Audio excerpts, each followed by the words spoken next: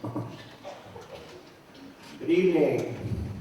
My name is Dave Erickson, and I am a proud Appleton East graduate from the class of 1976.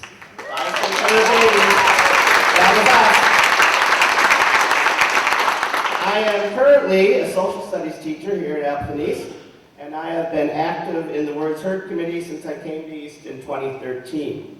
And I'd like to share with you some of the history of this wonderful week of education and empathy we have here at East. Words Heard is a week that happens annually at Appleton East High School. The purpose of the week is to create awareness surrounding the power of words. The old adage, sticks and stones may break my bones, but words will never hurt me, is directly challenged during this week. Students are asked to anonymously write down a time when words did hurt them or have continued to hurt them. Their words are posted in the Commons for all students to see, and hopefully it helps them to relate to each other. During this week, presenters come to the auditorium to give students valuable information surrounding a multitude of topics that students are facing on a daily basis.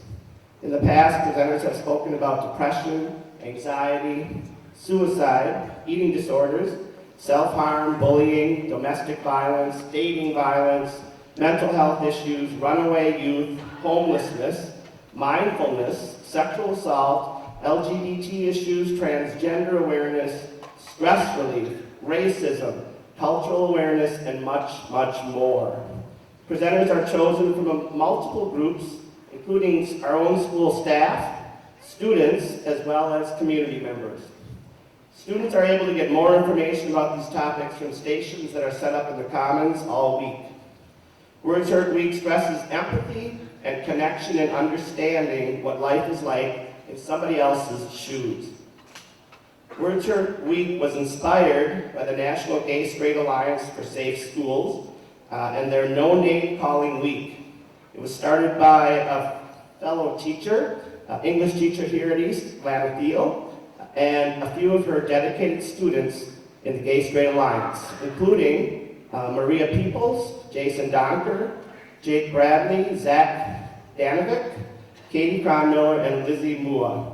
And this was started in 2009.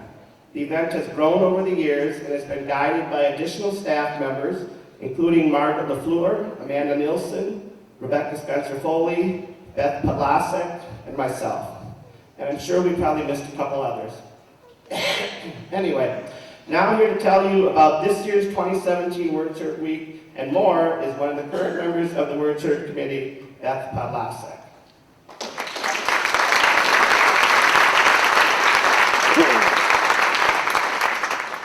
Thank you. I'm Beth Podlasek, and I'm a math teacher here at East. This is my third year. And unfortunately, I'm not an alumni, but I kind of wish I was. East is a fantastic school with compassionate students who really, truly care about each other. I've had countless discussions with the staff here about how we have such wonderful students. Anyone who would like to complain about kids these days, I challenge them to spend a day here at East, and they will see how truly wonderful kids these days can be. I have seen groups of students come together in my classrooms who probably wouldn't associate with each other at other schools. I see so much kindness among the staff and students here at East. However, kids are still hurting. Some kids wear their hurt on their faces, and we can see that they're hurting through their tears, anger, and words. But there are a lot of kids who hide their hurt. Our goal with Words Heard is to reach students who we know are hurting and to reach students who we don't know are hurting. And maybe they don't even know they're hurting. And if they aren't a student who's hurting, maybe they know somebody who's hurting and don't know how to help. I'd like to share a few highlights from this year's Words Heard presentations that personally touched me. First, there was a teacher who shared her story of her history of abuse, eating disorders, and her journey to wellness. Students were shocked to hear about this teacher's past, since we know her as a teacher who is always smiling and kind and does not give us any impression that she has a history of hurting. This teacher was so extremely brave to share her story. Staff Students and staff had tears running down their face at the end of her presentation. I know some of the tears from students were because they recognized themselves in Lisa. They now had an adult at school who knew they had hurt the way that they hurt. Secondly, there was a very brave group of students from the LGBTQ+ community at East who took the opportunity each to talk about a topic near to their heart. The students have a lot of hurt in their hearts, but they took that hurt and turned it into a very positive message used to educate other students how to talk to students who are part of the LGBTQ+ community. After the presentation, one of my students, who is fairly removed from these students, came up to me and asked me a lot of questions about particular situations with transgender students. She wanted to make sure that she was saying the right things, using the right words, and not unintentionally offending anyone. She was very concerned that she had accidentally hurt someone's feelings. I was very proud of her for wanting to be so aware of her words and actions. Lastly, since I was the team member who handled the attendance for the presentations, I know the hour with the largest audience, in fact, we had to actually turn multiple classes away, was the hour where the students with special needs presented. One student, a senior, danced a ballet solo that she had choreographed herself, and she had actually designed her costume herself. She's actually going into costume design when she goes to college next year. Another student shared what it is like to be the only deaf student in the school. Students with intellectual disabilities, I think there's a picture up there, held up signs for what they would most like to be known for: an anime lover, a football fan, the girl who is always smiling. A student without disabilities talked about how much his life has changed by working in the classroom with these students. I think we could have filled the auditorium for 2 class periods because so many staff and students wanted to see this presentation. Although these students didn't talk about their hurts, they spread a positive message about acceptance and inclusion, and I know connections and friendships were made that day.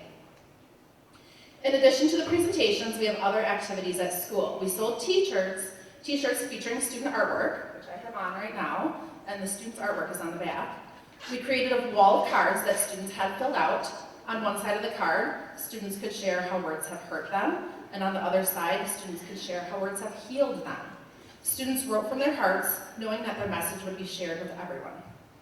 Words Hurt Week is a testament to the quality of students and staff that we have at East. I'm so blessed to be a part of this community and a part of Words Hurt Week. And now I believe we have a video that was done by one of our students here, Miss Lisa Bain.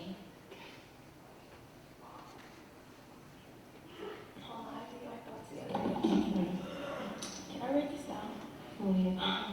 Wait, what? All right. Hello. So how do words hurt people? So I think that Words Hurt really means that, like, the whole week gives a voice to those that don't usually have a voice, or to the people that are struggling with a lot of mental illnesses that don't ever really get to talk about it in a healthy way. They finally get to talk about it, and they get the resources that they need, or the resources that they didn't even know existed beforehand. Words Hurt Week has helped me a lot in the past because I have struggled with anxiety and things like that. And just knowing that these people are courageous enough to go on stage and to talk about what they've been through and how words have impacted them makes me feel even better, even if I don't have to talk to anybody. It's just knowing that I'm not alone.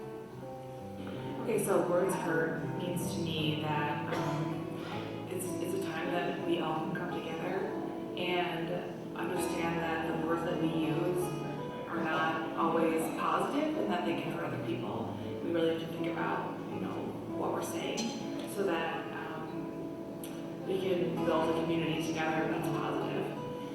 Okay, so what does Words Hurt mean to me? Well, I believe it's really straightforward.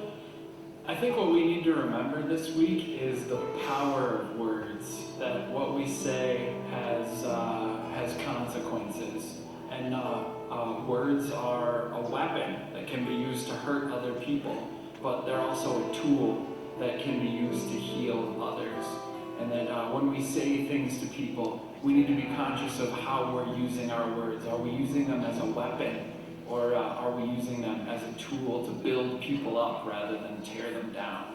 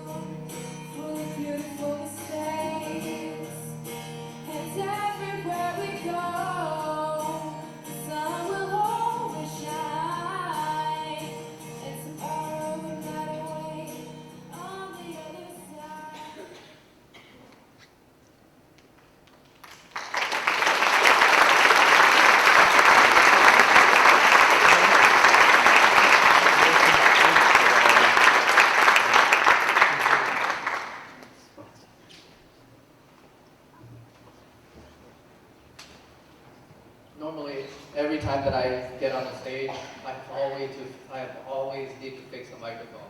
So hopefully one of these days I won't. My name is Paul Lord, and East is a very special place for me. In the last 2 decades, being in education all my life, you have special schools that you come across. I've seen schools in the jungles of Laos. I've seen schools in northern Thailand, in Bangkok, and all over the world. But every time I come back to East, it always feels like it's home. And these are some of the reasons why East is a very special place for me. And not just for me, but for my family as well. So one of the reasons is that East is where I started my career as a teacher and as a coach. Way back in, for me anyway, now it feels like it's way back in 1998.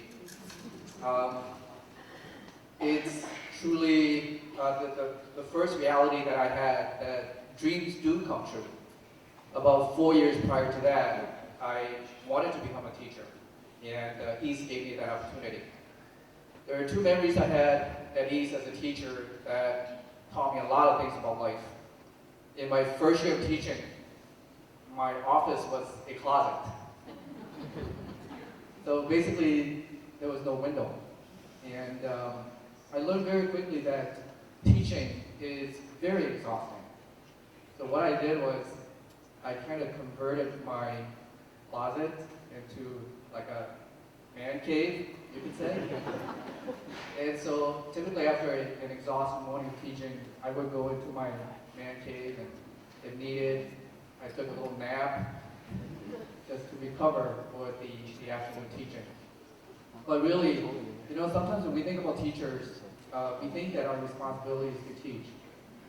But some of our greatest moments are actually learning moments. And I'm going to share one of those learning moments with you. A learning moment that taught me about life in general. It was lunchtime, and as teachers, you could cut in line. You could go right in front of the line. There could be 50 students in line, and you could go right to the front of the line and get your lunch. And so one day, I was at lunch right here in the cafeteria here. I decided that I was going to take advantage of that opportunity. I was going to cut in line. There were like 20 students ahead of me. I cut in line, and then one of the students who was in front of the line was a student of mine. And then he turned around and said to me, "Mr. Lord, you're like the last person we would think would take advantage of such power." from that day on, I learned a lot about humility. And then, I became an administrator and so on and so forth. And I would always be the last one to, or even if there are 50 students ahead of me, and I have to wait or if I don't get my lunch, I was never going to cut in front of anybody. Another connection that I have with East is that I left East in 2002 to become administrator with the Green Bay School District. And because of my time here, I got to know the staff, the culture here at East. Our family also moved out of the district. So we decided that we would get the, call it the inter-district permission to allow our kids to go to East High School. So I'm also a father of 3 kids who graduated from East here. And then we have one potential, I said potential because I'm not sure where he's going to go, but one more potential East graduate in the year 2023. And then the last thing that East is special to me has to do with my cultural identity of being a Hmong. About 40 years ago, as a kid growing up somewhere in northern Laos where I really don't have an idea as to where it really was, when you leave an ancient culture and you come to a modernized civilization like the United States, you need a welcoming, a caring community to help you to succeed. And so at the center of that community obviously is a school. And East High School has played a very prominent role in the history of the Hmong people. Hmong students started coming to East around 1977, 1978. And if I get that correctly, East was about roughly 10 years old. So Hmong students have been a part of East, or the Hmong community has been a part of East for the last 4 decades. There have been former East graduates, as well as students here today, Hmong students whose parents were once East students. So those are some of the special connections that I have to East. I have many other ones too, but that would probably take a long time to share with you. My last point is that really, when you look at East, being 50 years old, it's like a poem. It's like a short story. It's like an ongoing novel. And basically, my story, as well as everybody else's story, in particular, the Hmong American experience, it's almost like a word in a poem. It's almost like a passage in a short story or a chapter in a novel. So with that, I'm going to give you a little taste of the Hmong culture with our next individual, who is a senior here at Appleton East. And she's going to do a dance for you with a background of the instrument called the Eng, which is a bamboo instrument. And that particular instrument continues to define the North American experience. So thank you very much.